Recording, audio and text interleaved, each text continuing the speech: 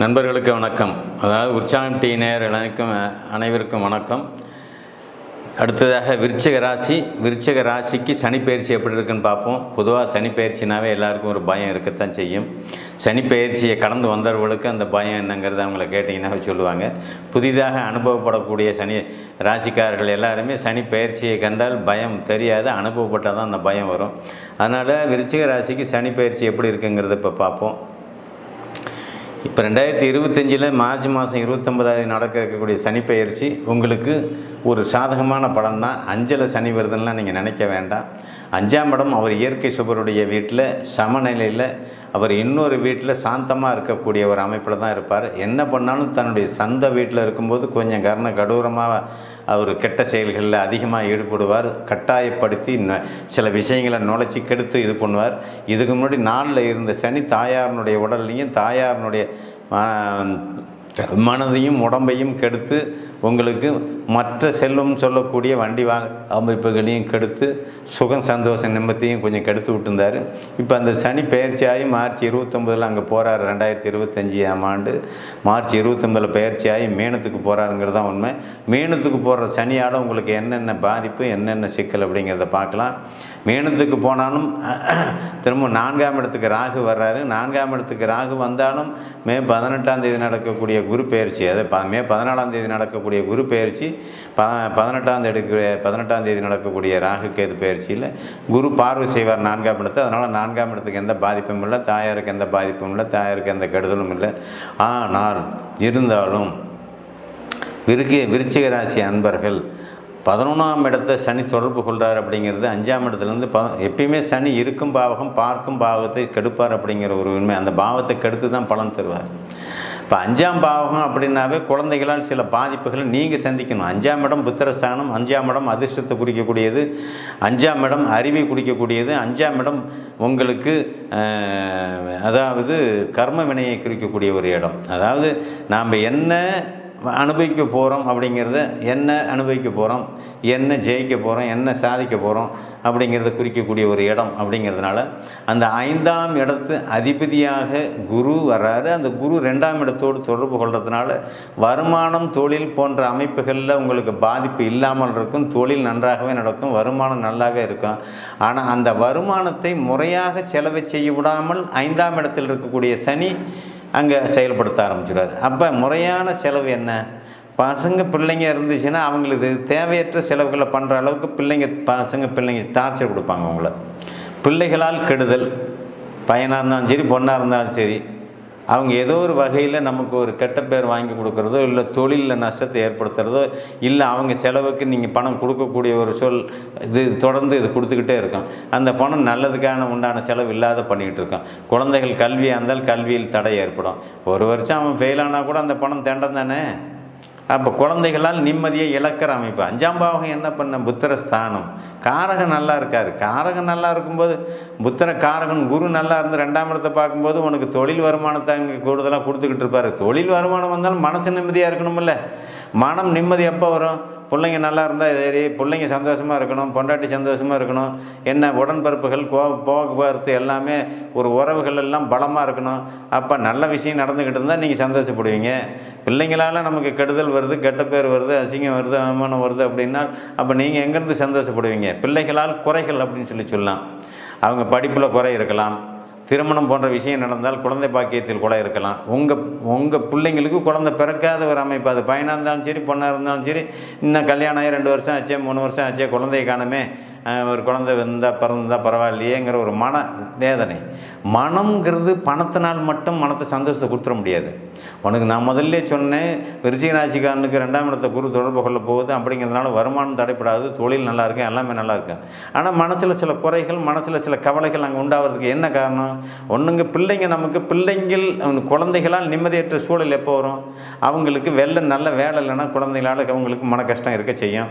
குழந்தைங்க சம்பாரிச்சிக்கிட்டு வந்தாங்க அப்படின்னா உங்கள் வருமானம் உங்ககிட்ட இருக்கும், அவங்க வருமானம் அவங்ககிட்ட இருக்கும், எல்லாரும் ஒரு சம்பாதனையில் இருக்கும்போது குடும்பம் சந்தோஷமாக இருக்கும். சம்பாதனை இல்லை, படிப்பில் கரெக்ட் இல்லை, படிப்பு தடைப்படுது, படிப்புக்கு உண்டான செலவு ஒரு வருஷம் படிக்க வேண்டிய படிப்பை 2 வருஷம் படிப்பேன், அதுக்கு நீங்கள் செலவு பண்ணிகிட்டு இருப்பீங்க. திருமண தடை ஏற்படுத்திக்கிட்டே இருக்கும், தடை பண்ணவே முடியல, திருமணம் நிச்சயமாகி கூட கேன்சல் ஆகுதுங்கிற அமைப்பு அங்கே நடந்திருக்கு. இது எல்லாமே 5ஆம் இடத்து சனி தான் செய்கிறார். அதிர்ஷ்டங்கிறது 5ஆம் இடம் தான். 5ஆம் இடத்துலேருந்து சனி 7ஆம் இடத்தை பார்க்க போகிறார். அப்போ என்ன பண்ணும்? திருமண தடை வரும். வேறு என்ன செய்யும்? தொழிலில் நல்லா இருக்கும். தொழிலில் தடைன்னு நான் சொல்லவில்லை. குழந்தைகளுக்கு திருமண தடையில் வரும். குழந்தைகளுக்கு கல்வியில் தடை வரும்.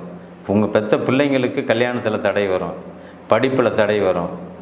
வேலைக்கு போகிற பசங்களாக இருந்துச்சுன்னா, பிள்ளைங்களாக இருந்துச்சுன்னா வேலையில் ஒரு தடை இருக்கும். ஆக அவங்களால தான் நீங்கள் நிம்மதி கெடுவீங்க, உங்களால் இல்லை. உங்களால் எல்லாமே உங்களுடைய தேவையும் உங்களுடைய தொழிலும் உங்களுடைய ஞானத்துக்கு உங்களுடைய அறிவு கட்டின விஷயங்கள் எல்லாமே நீங்கள் தெளிவாக செஞ்சுட்டு வரீங்க. நம்ம அறிவுக்கு சம்மந்தப்படாத காலத்தின் அடிப்படையில் நடக்கக்கூடிய சில விஷயங்கள் இந்த வயசான கல்யாணம் நடந்துடும், அப்போ நடக்காமல் இருக்கும்.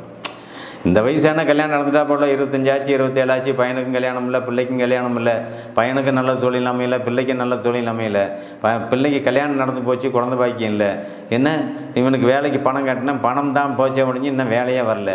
இந்த மனம் எல்லாமே மனசு கெடுற அமைப்பு பிள்ளைங்களால் பிள்ளைங்களுடைய வாழ்க்கையிலான வர்றது தான்.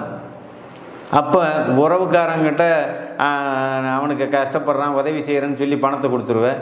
அந்த பணமும் உங்களுக்கு கைக்கு வராதாம உறவுக்காரனாலையும் நமக்கு மனசு கெட்டு போகும், சந்தோஷம் கெட்டு போயிடும், நிம்மதி கெட்டு போயிடும். பிள்ளைகளாலையும் சந்தோஷம் கெட்டு போயிடும், நிம்மதி கெட்டு போயிடும். அடுத்தது 7ஆம் இடத்தை பார்க்குறாரு. 7ஆம் இடம் மனைவி வழியிலையும் உங்களுக்கு உறவுகள் பாதிக்கும்னா என்ன? பணத்தை கொடுத்தா பாதிக்கும். மாமன் மச்சான் கடன் வாங்கினா திருப்பி தர மாட்டான். மாமன் மச்சான் கடன் வாங்கிட்டு ஓம்பளத்துக்கு கல்யாணம் பண்ணால் அந்த தேவை வந்துடும், அவங்ககிட்ட பணத்தை வாங்க முடியாது. பிள்ளை கல்யாணம் அதனாலையும் படப்படும். பையனுக்கு வேலை கட்டலாம், வேலை கட்டினா பணம் கொடுப்பேன், வேலை கிடைக்குன்னு சொல்லுவாங்க, பணத்தை இன்னொருத்தங்கிட்ட சிக்க வச்சுருவேன். இப்போ அந்த பணத்தை வாங்க மாட்டாத தடுமாறிக்கிட்டு இருப்பேன். இத்தனை வேலை செய்யுதில்ல. அப்போ 11ஆம் இடத்தை சனி பார்க்குறதுங்கும்போது உன்னுடைய பணத்தை லாபத்தை இன்னொரு இடத்துக்கிட்ட கொண்டு போய் சிக்க வைக்கிறது. உன் பணத்தை லாபத்தை இன்னொரு இடத்துல கொண்டு போய் சனி பார்க்கும் இடம் சர்வநாசம் தான், அதில் ஒன்றும் மாற்றம் இல்லை. சனி என்ன பண்ணுறது? ராசிக்கு 7ஆம் இடத்தை பார்க்குது. அடுத்த ராசிக்கு 11ஆம் இடத்தை பார்க்குது. 11ஆம் இடம் என்ன? 11ஆம் இடம் மூத்த சகோதரன் சொல்கிறான். மூத்த சகோதரன்னா என்ன? ஜாதகருக்கு இந்த ராசியை சேர்ந்தவங்களுக்கு அண்ணன் தம்பியாக இருந்தாலும் சரி, அண்ணனாக இருந்தாலும் அவனால் நமக்கு கஷ்டம், அவன் கஷ்டத்தையும் சேர்த்து நீங்கள் தாங்கிட்டு இருக்கணும். உங்களுக்கு வருமானம் வருது, எல்லாமே இருக்குது, ஏன் இப்போ நீங்கள் இருக்குது கொடுங்களே அப்படிங்கிற லெவலில் அவங்க கேட்பாங்க. எனக்கு எல்லாமே இருக்குது, எனக்கு தானே இல்லை, நீ செய்ய அப்படின்னு சொல்லி கேட்பாங்க. செய்கிற நிலையில் நீங்கள் இருப்பீங்க, ஆனால் கொடுத்துட்டு மன வருத்தப்படுவீங்க. அதுதானே உண்மை. அப்போ இங்கே என்ன ஆகுது? ராசிக்கு 2ஆம் இடத்தை குரு பார்க்கறதுனால வருமானத்தை பெருக்கும். ராசிக்கு 8ல் குரு வரும்போது உங்களுக்கு குழந்தைகளால் கஷ்டங்களும் குழந்தைகளால் அலைச்சலும் குழந்தைகளால் நிம்மதியற்ற நிலையும் அங்கே கொடுக்கும். ராசிக்கு 8ல் நான் என்ன சொல்கிறேன்னா, வருமானம் உங்களுக்கு எந்த வகையிலையும் பாதிப்பு இல்லாமல் வரும். 8ஆம் இடங்கிறது திடீர் அதிர்ஷ்டம் அப்படி இப்படிங்கிறதெல்லாம் அங்கே செய்யும். ஆனால் புத்திரக்காரன் 8ல் மறையிறது பாவத்துவம் தானே. குழந்தை காரகன் மறையும் போது உங்கள் பிள்ளைங்களால் சில துன்பங்களை நீங்கள் அழைக்க நேரிடும். ஏன்னா அது ஏற்கனவே பகை வீட்டில் இருக்கார். பகை வீட்டில் இருக்கக்கூடிய குரு குழந்தைகளை நமக்கு பகைப்படுத்துவார்னு என்ன? அவங்க செய்யக்கூடிய செயல்கள், அவங்க செய்யக்கூடிய காரியங்கள் எல்லாமே உங்களுக்கு பகையாகவே இருக்கும், பிடிக்காமல் இருக்கும். தேவையில்லாமல் செலவு, தேவையில்லாமல் பிரச்சனை கொண்டாந்து நிறுத்திக்கிட்டு எனக்கு அதுக்கு பணம் வேணும் அதுக்கு பணம் வேணும் அப்படின்னு சொல்லி தண்டம் பண்ணிக்கிட்டு இருப்பான். தண்டச்சோறு சாப்பிட்டுக்கிட்டு இருப்பான். வேறு வேலையை ஒழுங்காக செய்ய மாட்டான். அந்த வேலையை போய் அவனுக்கு சேர்த்து கஷ்டப்பட்டு 4 பேர்த்த ரெக்கமெண்ட் பண்ணி பெரிய ஆளுங்களை பிடிச்சி வேலையை வாங்கி கொடுத்துட்ருப்பீங்க. அது 10,000 சம்பளம் 15,000 சம்பளம் வந்தாலும் செஞ்சால் தானே எனக்கு அந்த வேலை பிடிக்கல. இப்போ இவனுக்கு இப்போ கலெக்டர் வேலையை தூக்கி கொடுக்க முடியும்? என்ன சம்பாத்தியம் புருஷ லட்சணம். ஆம்பளையாக பிறந்தா 10 ரூபாயாவது சம்பாரிச்சிட்டு இருக்கணும். எவன் ஒருத்தன் பிடிக்கல, எனக்கு இந்த வேலை பிடிக்கலன்ட்டு வர்றானா அவன் வேலை செய்கிறதுக்கு மட்டும் தகுதி இல்லாதவன் இல்லை, குடும்பத்தை வழி நடத்துறதுக்கும் தகுதி இல்லாதவனா போயிடுவான். சம்பாரிச்சா தான் என் பொண்டாட்டி பிள்ளைங்களை காப்பாற்ற முடியும். சம்பாதிக்கலாம் நீ என்னத்தை காப்பாற்ற போகிற? அப்போ 5ஆம் இடத்துல சனி வரும்போது நீ பிள்ளைங்களுக்கு புத்தி சொல்லியே அதுங்களுக்கு பேசியே நீ சண்டை போட்டுக்கிட்டே குடும்பத்தை வழி நடத்தணுங்கிற அமைப்பு வந்துடுங்க. என்ன ஒழுங்காக வேலைக்கு போக மாட்டேங்கிறான், ஒழுங்காக சம்பாதிக்க மாட்டேங்கிறான், ஒழுங்காக படிக்க மாட்டேங்கிறான், இந்த அமைப்பு பிள்ளைகள்லாம் நிம்மதி கட்டுறீங்க. அவங்கெல்லாம் இது செஞ்சாங்க அப்படின்னா நீ எப்படி சந்தோஷமாக இருப்ப? உன் வேலைக்கு நீ போகிறவன் ஆஃபீஸுக்கு போகிற, நீ எதை ஃபைனான்ஸ் வச்சுருக்கிற, தொழில் நடத்துகிற, அந்த தொழிலில் வருமானம் கரெக்டாக பார்த்துட்டு வீட்டுக்கு வந்து பார்த்தேன் அப்படின்னா இங்கே எல்லாம் தலையிலாக இருக்கும். அம்மாட்ட சண்டை போட்டுருப்பான் பையன், பொண்ணு சண்டை போட்டுருக்கான். எனக்கு இவ்வளோ காசு வேணும்னு அம்மாட்ட தான் கேட்பான். அப்பாட்ட நேராக போக மாட்டான். அப்பாட்ட நேராக கேட்டான் அப்படின்னா அப்பா கேட்குற கேள்விக்கு பதில் சொல்ல முடியாது. அப்போ என்ன பண்ணுறேன்? அம்மாவை டிஸ்டர்ப் பண்ணிக்கிட்டே இருப்பேன். இதுதான் இருக்கிற விஷயம். அம்மாவை டிஸ்டர்ப் பண்ணிக்கிட்டு இவனுக்கு சாமர்த்தியம் மற்றவனாக போய் படிப்புலேயும் தகுதி இல்லாதவனாக போய் வேலையிலையும் தகுதி இல்லாதவன் போய் வருமானத்தை போய் ஒரு இடத்துல செய்யணும் அப்படின்னா வேலை செய்யணுன்னா வருமானம் பண்ணுறதுக்கும் தகுதி இல்லாமல் எல்லா வகையிலையும் தகுதி இழந்துடுறான். வாலிப வயசில் மனுஷனுக்கு தேவை காசு பணம், இது எல்லாமே தேவை. அதை அவனால் பண்ண முடியல. அதனால் குழந்தைகளால் தான் அதிகமான பிரச்சனை உருவாகும். அதனால் துளாராசிக்காரர்கள் குழந்தைகளை சரியான முறையில் வழி நடத்துங்க. நன்றி, வணக்கம்.